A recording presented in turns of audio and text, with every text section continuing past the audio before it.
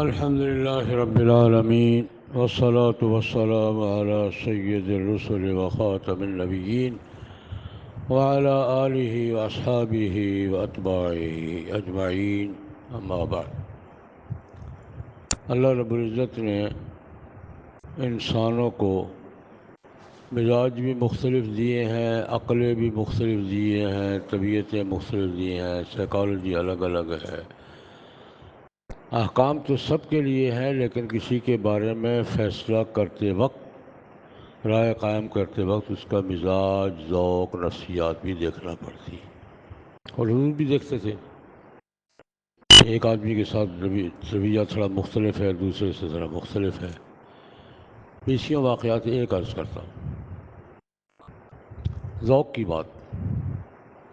حضرت صدیق اکبر رضی اللہ تعالیٰ عنہ اپنا ذوق ذکر فرماتے کہ میرا سب سے بڑا ذوق یہ ہے کہ رسول اللہ صلی اللہ علیہ وسلم تشریف فرما ہوں، میں سامنے بیٹھا دیکھتا رہوں. النظر الی وجہ رسول اللہ، حضور کا چہرہ میرے سامنے ہو، دیکھتا رہوں. یہ سب میری زندگی کی سب سے بڑی خواہش. اللہ پاک نے موقع بھی دیا. زندگی میں بھی رفاقت، قبر میں بھی رفاقت، حشر میں بھی ہوگی، اور جنت میں تو ہوگی ہی. لیکن یہ ذوق کی بات ہے کہ النظر الی وجہ رسول. ایک دفعہ ذکر کیا، حبب الیہ من الدنیا ثلاث، مجھے پوری دنیا میں سے 3 چیزیں زیادہ پسند ہیں. النظر الی وجہ رسول اللہ، رسول اللہ کا چہرہ سامنے ہو، دیکھتا رہوں. انفاق و مالی علی رسول اللہ، کماؤں میں، خرچ حضور کریں. میرا مال خرچ ہو رسول اللہ پر. ایک واقعہ بخاری شریف میں آتا ہے کہ دونوں جا رہے تھے پہاڑی پر، تو دوپہر کا وقت تھا، پیاس لگی، پانی وانی تلاش کیا، نہیں ملا. ایک چرواہا دیکھا لڑکا، یار پانی ہے تیرے پاس؟ نہیں. دودھ کوئی بکری کوئی، انہوں نے کہا وہ تو ہیں، دودھ پلا دو. اس نے ایک بکری کا دودھ نکالا. میں نے ہمارے پہ پیالہ تھا لکڑی کا، اس کا مٹی کا، اس کے ارد گرد پانی ڈال کر ٹھنڈا کیا. تھوڑی دیر میں نے اس کو ذرا کیونکہ تازہ دودھ گرم ہوتا ہے، تھوڑا میں نے اس کو ٹھنڈا ونڈا کیا. تو میں نے حضور کو پیا. میں نے کہا یا رسول اللہ اور پی. اب جملہ یہ ہے، میں نے 3 دفعہ سے یا رسول اللہ پیے. حضور نے اتنا پیا حتیٰ میں راضی ہو گیا. پیا حضور نے، خوش میں ہو گیا ہوں. یہ ذوق کی بات ہے. حتیٰ رضی تو حضور نے اتنا پیا میرے بار بار اصرار پر، میں راضی ہو گیا، میرا کام ہو گیا بھائی. یہ ذوق کی بات ہے کہ حضور کا چہرہ میں دیکھتا رہوں، میرا مال ہو، حضور پہ خرچ ہو، اور میری بیٹی ہو، حضور کی بیوی ہو. اللہ نے تینوں پورے کر دیے. لیکن اس کے بعد یہ بھی ذوق ہے. عامر بن العاص رضی اللہ تعالیٰ عنہ سے کسی نے پوچھا کہ جناب نبی کریم صلی اللہ علیہ وسلم کا چہرہ انور کیسا تھا؟ میں نہیں بیان کر سکتا ہے.